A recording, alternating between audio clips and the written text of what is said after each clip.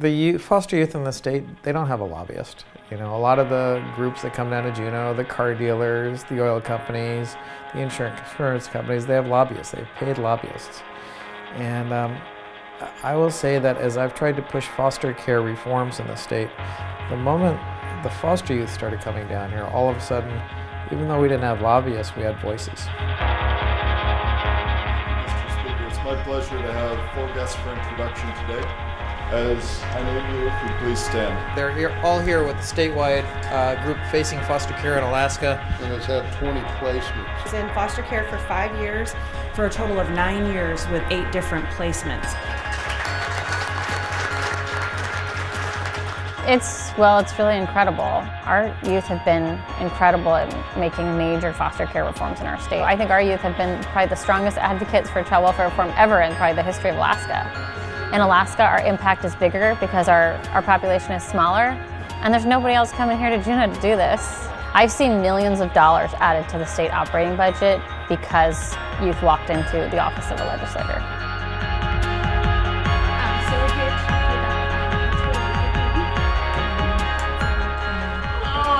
And pray that they will, but today I am still just a bill. We are here with FFCA to go to the Capitol and to advocate for House Bill 151, as well as learning more about the legislative process, and we get to teach youth how the legislative process works in all 3 branches of government. We also are just here to support each other in the foster care system and tell our stories to legislators and meet our representatives and senators, as well as meeting the governor. Stand up if you've ever been homeless while in foster care or out.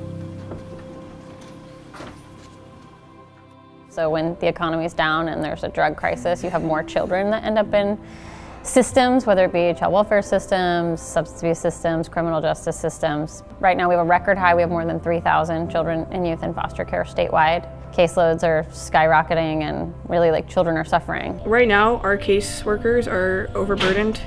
There's not enough of them to go around, and proportionally we have a lot of foster youth and not very many foster placements. By sharing their stories with legislators, their ears have opened, and they've now, I think, understood more and more and more that there are reforms that can work, that are needed.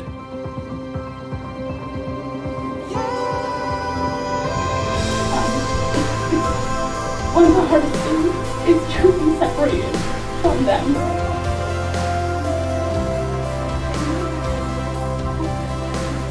When I work with my youth and I've been hearing their stories, they've been telling me that there's some youth that haven't talked to their brother or sister in 3 or 4 years because they don't know how to get in contact with them. But for HB 151, it requires OCS to give each of the siblings their contact information, and the foster parents have to allow them to see each other. And I don't think that some of those pieces of legislation or budget items would have ever passed without the youth coming down and explaining what their lives are like to legislators.